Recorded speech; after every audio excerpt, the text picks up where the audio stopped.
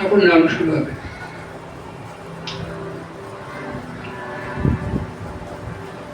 স্বামীজি যখন মিশন প্রতিষ্ঠা করেন তখন তিনি নিয়ম করে দিয়েছিলেন,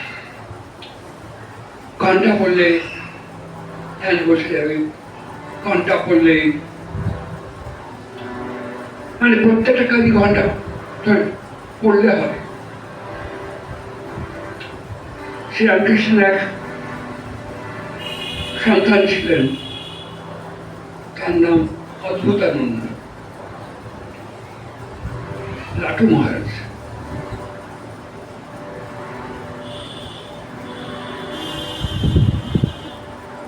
মিশনের কাজ শুরু হয়েছে, ঘন্টা পড়েছে, সবাই এসেছে, লাটু কোথায় গেল? স্বামীজি খুঁজতে এসছেন, কি হলো, ঘন্টা পড়লো তুমি গেলে না? লাটু বলছে,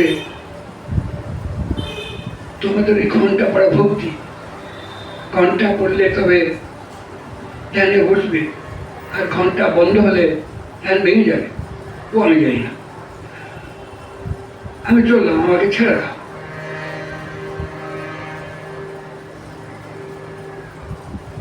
সেই লাটু মহারাজ নদীর ধারে বসে ধ্যান করছেন। স্বামী এসছে, বলছেন, লাটু বলছে, নরেন, ঠাকুর বলেছেন বড় জিনিসের সামনে বসে ধ্যান করতে হয়, এসব বসে ধ্যান করি।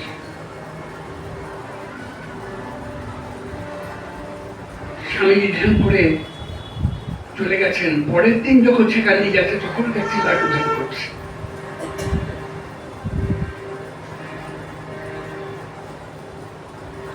তিনি বলেছেন, অদ্ভুত কথা বলেছেন। সবাই যখন বলছে লাটু তুমি নরেনের মতো হয়ে গেছো, স্বামীজির মতো হয়ে গেছো, লাটু বলছে, হ্যাঁ আমিও তাই ভাবতাম, আমি স্বামীজির মতো হয়ে গেছি।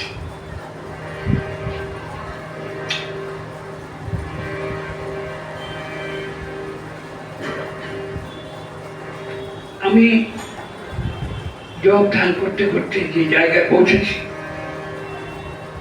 পৌঁছে দেখি নরেন আরো এগিয়ে গেছে।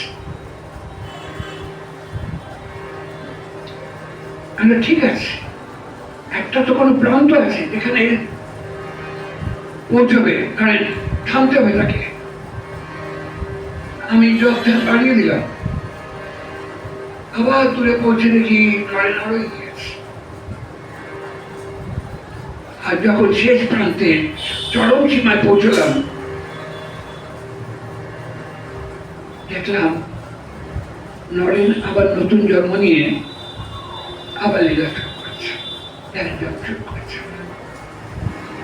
কাজে এই জীবনে আমার নরেনকে ছোঁয়া হলো না।